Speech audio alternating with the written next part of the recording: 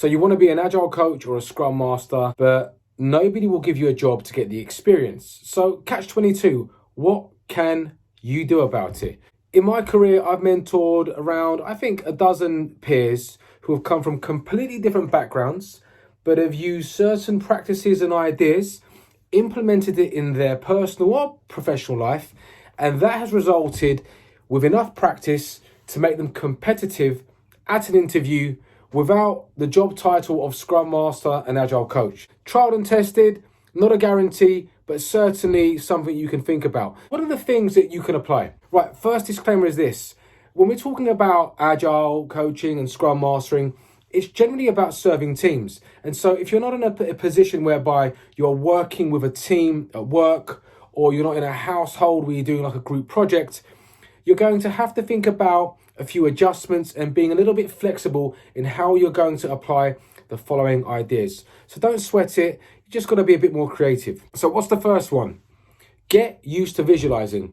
You know, when we think about Agile and Scrum, there's a lot of talk on self-organization. And self-organization happens when people understand what they're trying to do and why. And visualizing that work, being able to see that work, can really enable that process. A simple tip, create your own board. I've had people that have created their own kind of board to visualize a wedding that's coming up, somebody to visualize their daily chores in their house, or to visualize some work that they are doing as an administrator, as a secretary in a company, and build a simple workflow. So from to do, doing, and done. Start to think about what it means when the pieces of work move through the different columns. What does your workflow mean? What are the different states of that workflow mean? Because once you're able to use this for yourself and get used to it, you'll be able to speak about it without feeling like you've just been parroting a blog. For example, at home, I have my own Scrum, or you could call it a Kanban board. Pieces of work are different colors. So if it's to do with groceries, it's green. If it's to do with finance and bills, it's blue. And if it's white, it just might be a general chore or something we've got to get done.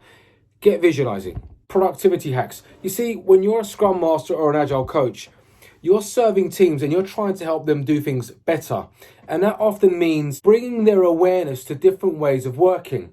Now, if you can be aware of these ways of working yourself, or these productivity hacks, then again, you'll be able to speak about it or on the topic in a more convincing way. And plus, you would have seen the benefit. So the Pomodoro technique is one. Try working in pockets of 25 minutes. Literally sit down, put a timer on for 25 minutes. It provides people to get more focus and less context changing. Second example of a productivity hack that you could think about using. Stop starting and start finishing. So when you're taking in work on a daily basis, go back to the workflow board we were talking about, the visualization. You could put a number as the maximum number of pieces of work that you can work on at any one time. So for example, let's just say you've got to do, doing, and done. If in a doing column you put in a 2 with brackets around it, that would mean you're not going to take in any more than 2 pieces of work in progress at any one time. Once you've got 2 pieces of work in progress, what that will encourage you to do is to finish those pieces of work rather than put in new pieces of work. So these productivity hacks are used to create the efficiency and the effectiveness of delivering stuff for yourself, and that's going to be useful to teams. Okay, so another thing is to think about creating outcomes for yourself. This is really important for Scrum and Agile teams. We're talking about an outcome. An outcome is saying, I've got a plan to address a problem or an opportunity, but I've not focused on the solution. I'm just talking about the problem or the opportunity. So for example, if I wanted to improve my cardiovascular health over the next 4 to 8 weeks, I am not going to state how I'm going to do it. I know that I want to improve my cardiovascular health. Now, some of the ways of doing that could be around the way that I eat, the way that I alleviate stress, and the way that I exercise. What this enables me to do is go into the work with lots of flexibility on how I meet that outcome. So at the start of the week, when you set up your plan and you put all your cards which represent the work on your board, don't be too wedded to a solution. Try and talk about the opportunity or the challenge without the solution straight away. This kind of thinking can be really useful to enable teams to make decisions on how to generate solutions by themselves, which is great for empowerment and self-organization. Be empirical. Scrum, Agile, especially Scrum, they speak a lot about empiricism, and that is learning through doing. And if you're able to experience empiricism, which you do anyway every single day in your life, that's how we learn as humans. If you put your hand on a hot stove, you won't leave it there. But to be explicit about it in the way that you manage your own work, it can really give you an edge in an interview. So evidence-based thinking or evidence-based management, inspect and adapt, empiricism is all the same thing.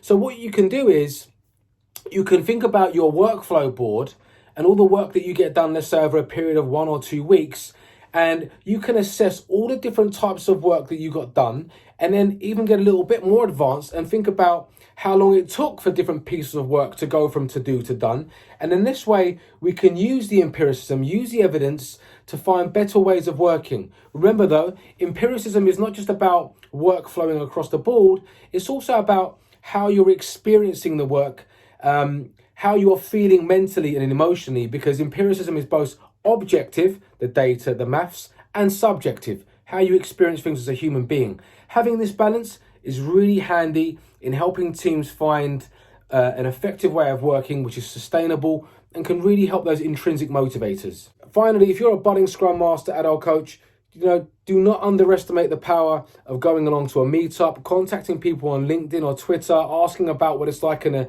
day of the life of, shadowing certain people, reading more blogs.